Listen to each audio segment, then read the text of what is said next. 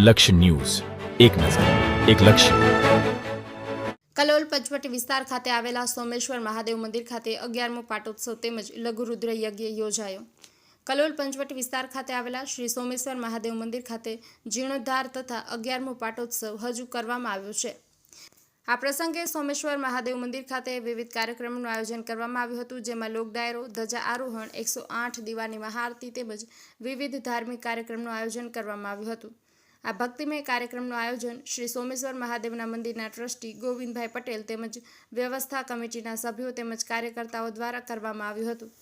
આ પ્રસંગે કલોલના ધારાસભ્ય લક્ષ્મણજી ઠાકોર તેમજ કલોલ શહેરના ભાજપ પ્રમુખ જીતુભાઈ પટેલ સોમેશ્વર મહાદેવના વિશેષ દર્શને અર્થે આવીને હાજરી આપી હતી।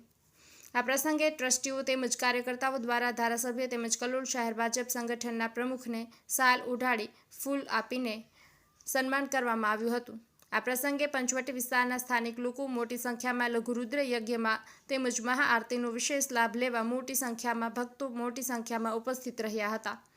શ્રી સોમેશ્વર મહાદેવનો ભોજન પ્રસાદીનો પણ લાભ લીધો હતો। સંજય નાયક, કલોલ। આજે પંચવટી વિસ્તારના સોમેશ્વર મહાદેવનો 11મો પાટોત્સવ ઉજવવામાં આવ્યો।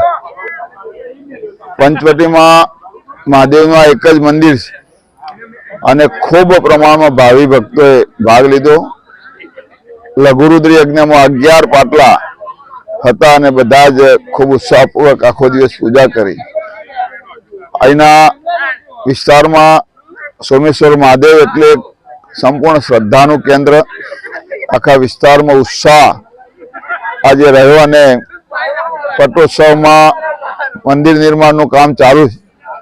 એ કામમાં પણ લોકોને ખૂબ ઉત્સાહ રહ્યો કે ભાઈ ઝડપથી મંદિર પૂરું થાય એ માટેના બધાની ચર્ચા અને એમાં શું કરવું જોઈએ એના પ્રયત્નોમાં બધા લાગી ગયા અને આવનારા એકાદ વર્ષમાં મંદિરનું કામ પૂર્ણ થશે અને ભગવાન શિવજીની કૃપાથી ખૂબ ભવ્યાતિ ભવ્ય મંદિર બનશે અને આખું પંચવટી ભક્તિના હિરોએ હીડતું હશે એવો આજના પ્રસંગથી કહી શકાય।